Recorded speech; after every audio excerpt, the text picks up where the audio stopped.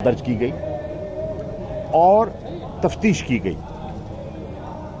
IG Islamabad ने उसके चंद पहलू आपके सामने रख दिए कि उन्होंने पूरा रूट ट्रेस कर लिया। उन्होंने जिन जिन 4 टैक्सीज पर वो सवार हुई उनको ट्रेस किया, उनके मालिकान तक रसाई हासिल की, उनके ड्राइवर के बयानात जो हैं वो कलम बंद किए और उनसे पूरी तफ्तीश की।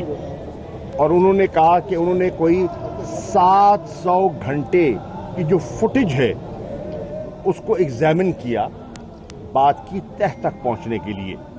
उन्होंने ये भी कहा कि तकरीबन 250 के करीब लोगों को उन्होंने तफ्तीश में शामिल किया और उनसे पूछ-गूछ की शफाफ तरीके से। अब हमने चंद गुजारिशात उनसे की हैं क्योंकि हम नतीजे के करीब तक पहुंच चुके हैं। हम समझते हैं इसको हतमी शक्ल देने के लिए हमें अफगान सफ़ीर और उनकी साहिबजादी का तावन दरकार है। हम उनसे दरख्वास्त करेंगे कि अगर वो इस केस को मंतकी अंजाम तक पहुंचाना चाहते हैं, हम चाहते हैं दूध का दूध पानी का पानी हो जाए, तो फिर आए और जो हमने कुछ एक्सेस मांगी है फोन डेटा की, उन तक रसाई की, वो दस्तयाब कर दी जाए ताकि हकायक जो हैं वो पूरी दुनिया के सामने आ जाएं। इंशाअल्लाह हमारी ख्वाहिश है कि जो भी हकायक हैं हम उनसे शेयर करेंगे। हम कुछ पोशीदा रखना नहीं चाहते और हम नहीं चाहते कि पाकिस्तान के मुखालिफिन इसको पाकिस्तान के खिलाफ प्रोपेगेंडा के तौर पर इस्तेमाल करें और अफगानिस्तान और पाकिस्तान के ताल्लुकात को मुतासिर करें। हम हरगिज़ नहीं चाहते। मैंने वज़ीर ख़ारजा हनीफ अतमर से खुद फ़ोन किया, मैंने उनसे बात की, मैंने उन्हें मुकम्मल ताउन का यकीन दिलाया और मैंने उनसे ये भी कहा कि वो अपने सफ़ीर को जो रिकॉल करने का फ़ैसला है उस पर नज़रसानी करें। इसलिए नज़रसानी करें कि एक तो उनका होना यहाँ इस तफ्तीश के लिए ज़रूरी है और नंबर 2 इस वक्त अफ़गानिस्तान का जो अमन का अमल है वो इतने नाजुक मरहले में दाखिल हो चुका है, हमें मज़ीद इंगेजमेंट की ज़रूरत है। हमने एक दूसरे से मशावरत जारी रखनी है, हमने एक दूसरे को एतमाद भी लेना है। जैसे कि आपने देखा कि ताशकंद में सख्त जुमलों के बावजूद, इल्ज़ाम तराशियों के बावजूद वज़ीर आज़म पाकिस्तान ने सदर अशरफ गनी से मुलाकात की और मुलाकात में मुकम्मल ताउन का इजहार किया। हमने ख्वाहिश जाहिर की कि हम पाकिस्तान में अफगान क़यादत को, हुक्मरान तबके को, नॉर्दर्न लीडर्स को दावत देना चाहती हैं कि वो आएँ, हमारे साथ बैठें और मिलकर अमन का रास्ता तलाश करें, क्योंकि हमारा एक ही मकसद है, अफगानिस्तान में अमन हो, इस्तेहकाम हो। अभी ज़ल्मे खलीलजाद जो सफ़ीर हैं और इस सारे चीज़ को अमेरिका की नुमाइंदगी कर रहे हैं, ओवरसी कर रहे हैं, जिनको सदर बाइडन ने ज़िम्मेदारी सौंपी है, उन्हें और उनके वज़ीर ख़ारजा सेक्रेटरी ऑफ स्टेट ब्लिंकन को, वो आए हुए थे इस्लामाबाद। वज़ीर आज़म से उनकी मुलाकात हुई, मुझसे भी मुलाकात हुई और उन्हें हमने बिल्कुल अपना नुक्ता नज़र पेश किया और अल्हम्दुलिल्लाह इस वक्त पाकिस्तान इंटरनेशनल कम्युनिटी के साथ एक पेज पर है, अमेरिका के साथ, और जितने अफगानिस्तान के हमसाए हैं, चाहे वो ताजिकिस्तान है, चाहे वो उज़्बेकिस्तान है, चाहे वो ईरान है, चाहे वो चीन है, चाहे खित्ते की अहम जो कुव्वतें हैं, चाहे रूस है, चाहे यूरोपियन यूनियन है, हम सबसे बातचीत कर रही हैं। हमने सबसे अपना डिप्लोमेटिक आउटरीच बढ़ाया है।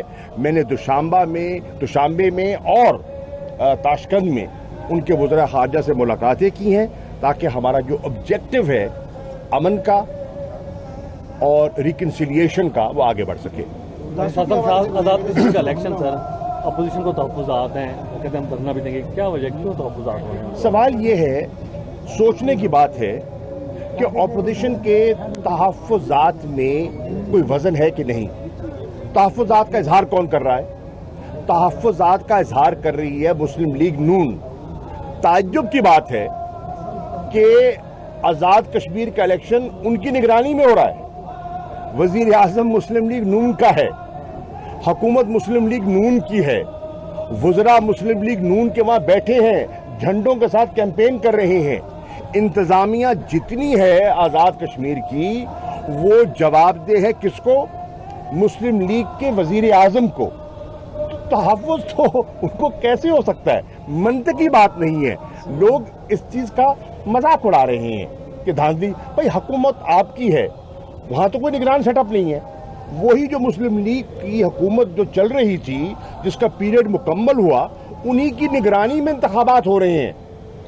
انتخابات بھی آپ کر رہے ہیں اور تحفظ بھی آپ کو ہے. یعنی کہ اس کا مطلب ہے کہ مسلم لیگ کی قیادت اپنی آزاد کشمیر کی جو مسلم لیگ کی قیادت ہے اس پر عدم اعتماد کا اظہار کر رہی ہے. اس کا مطلب تو میں یہ لوں گا، ادروائز حکومت تو ان کی ہے. سر داسو کے حوالے سے بتائیے گا، بڑا سینسیٹیو معاملہ ہے. داسو کے جی کچھ افواہیں تھیں کہ سی پیک پر کام ختم ہو گیا ہے، یہ ہو گیا. یہ افواہیں دیکھیے، یہ افواہیں پاکستان کے دشمن پھیلاتے ہیں. ان کی یہ خواہش ہو سکتی ہے کہ سی پیک کو متاثر کیا جائے، لیکن الحمدللہ ایسا نہیں ہوگا. داسو کا جو واقعہ ہے ہمیں اس کی بے حد تکلیف ہے، ہمیں افسوس ہے، لیکن ہم بات کی تہ تک پہنچ چکے ہیں. آپ کے علم میں ہے کہ چین کا ایک 15 رکنی وفد بھی یہاں آیا. ہم ان کو موقع پہ لے گئے، انہوں نے خود تسلی کی. ہماری جو انویسٹیگیشن ٹیمز ہیں ان کے ساتھ مل کے ایک جوائنٹ ایفرٹ ہمارا جاری ہے، اور انشاءاللہ ہم ان قوتوں کو بے نقاب کریں گے جو نہیں چاہتی کیا، ایک کہ پاکستان میں سرمایہ کاری ہو، اور نمبر 2 جو چاہتی ہیں کہ چین اور پاکستان کے تعلقات متاثر ہوں، وہ ناکام ہوں گی. چین اور پاکستان کے تعلقات میں بے پناہ گہرائی ہے، ان کی سمجھ سے بالاتر ہے یہ بات. انشاءاللہ ہم نے مل کر، چین نے اور پاکستان نے مل کر ان کے عزائم کو خاک میں ملانا ہے. میں سی ایم ایچ گیا، میں جو مریض تھے، جو زخمی تھے، میں نے ان کی عیادت بھی کی اور ان سے بات چیت بھی کی. یقین جانے ان کے حوصلے بلند تھے، وہ مطمئن تھے. جو پاکستان نے علاج کی سہولتیں انہیں مہیا کی اس پر وہ خوش تھے. چین کے سفیر میرے ہمراہ تھے، میرے ساتھ تھے، وہ مطمئن تھے. ان کی ٹیم موجود ہے اور وہ مطمئن ہے. اور انشاءاللہ میں انشاءاللہ کل روانہ ہو جاؤں گا اور میں چین جا رہا ہوں، اور میری چین کی اہم شخصیات سے اگلے 2 روز میں ملاقاتیں ہونی ہیں، جس پہ افغانستان کی صورتحال پر تبادلہ خیال ہوگا، جس پر سی پیک کے پروجیکٹس پر تبادلہ خیال ہوگا، جس پر ہمارے 2 طرفہ تعلقات کو آگے بڑھانے پر بات چیت ہوگی. سعودی حکومت نے پاکستانی قیدیوں کو رہا کیا اور وہ اپنے گھروں میں عید گزار رہے ہیں، اس کو کیسے دیکھتے ہیں؟ ہم سعودی حکومت کے شکر گزار ہیں. انہوں نے تعاون کیا، انہوں نے اپنی دوستی نبھائی ہے، اور وزیر اعظم کی درخواست پر انہوں نے ان قیدیوں کو رہا کیا ہے. اور الحمدللہ آپ نے دیکھا کہ وہ کل گھر لوٹے ہیں. انشاءاللہ یہ بھی آپ کو عرض کر دوں، جیسے آپ کہہ رہے ہیں نا سی پیک کی افواہیں دم توڑ جائیں گی انشاءاللہ. ایک اور افواہ اٹھی تھی کہ سعودی عرب اور پاکستان کے تعلقات جو ہیں وہ متاثر ہو گئے. ہرگز نہیں ہوئے. وزیر اعظم کا دورہ بہت کامیاب رہا، اور انشاءاللہ ان قریب آپ اسلام آباد میں سعودی وزیر خارجہ کو دیکھیں گے، اور بات جہاں تک پہنچی تھی اس کو آگے لے کر چلیں گے. افغانستان کے بارے میں سر جو پیس کانفرنس جو پوسٹ پون ہوئی ہے وہ کب تک سر یہ ایکسپیکٹڈ ہے، اور اس میں کیا طالبان کے لوگ کو بھی اب دیکھیے، جو ہم نے پہلی کانفرنس جس کو جو پوسٹ پون کی، وہ ہم نے صدر اشرف غنی کے کہنے پہ پوسٹ پون کی، ایک. اور نمبر 2 دوحہ میں مذاکرات چل رہے تھے، اور دوحा کی مذاکرات کی جو نشست ابھی عید سے پہلے اختتام پذیر ہوئی ہے اور عید کے بعد اس کی اگلی نشست ہونی ہے، بہت سے مہمان جن کو ہم نے دعوت دے رکھی تھی وہ وہاں کمیٹڈ تھے، تو پھر ہم نے کہا کہ بیک وقت دو جگہ تو ان کا ہونا ممکن نہیں ہے، تو ہم نے کہا کہ دوحا کے مذاکرات بہت اہم ہیں، ہم نہیں چاہتے کہ وہ کسی تعطل کا شکار ہوں، وہ وہاں اپنی گفت و شنید جاری رکھیں، بات مکمل کر لیں، ہم ان کی مشاورت سے کسی نئی تاریخ کا تعین کر لیں گے۔ وزیر طالبان اور جو افغان فورسز ہیں ان کے درمیان لڑائی بھی جاری ہے، افغان کی پیش قدمی بھی جاری ہے، اور بھارت بھی اس میں جو ہے وہ حصہ ڈال رہا ہے اسلحے کے حوالے سے اور باقی امداد۔ دیکھیے بھارت، دیکھیے بھارت، دیکھیے معاف کروں، بھارت کا کیا رول ہے؟ بھارت کا رول ہے جو ہم بارہا کہتے رہے، سپوائلر کا رول، یعنی کہ رکھنا ڈالنا۔ بھارت، مجھے افسوس سے کہنا پڑ رہا ہے، وہ انٹرنیشنل ایجنڈے کو آگے بڑھانے میں مددگار ثابت نہیں ہو رہا۔ انٹرنیشنل ایجنڈا کیا ہے؟ امن، استحکام، اور بھارت کی جو کارروائیاں ہیں وہ اس کے برعکس ہیں۔ میں نے درخواست کی ہے مختلف وزراء خارجہ سے اور ان قوتوں سے جن کا بھارت کے ساتھ تعلق ہے کہ وہ بھارت کو سمجھائیں کہ وہ اپنے علاقائی مفادات کی خاطر پوری دنیا کے امن کو داؤ پر نہ لگائیں، اس خطے کے امن کو داؤ پر نہ لگائیں۔ بھارت کا منفی رویہ اس خطے کے استحکام کے لیے مناسب نہیں ہے۔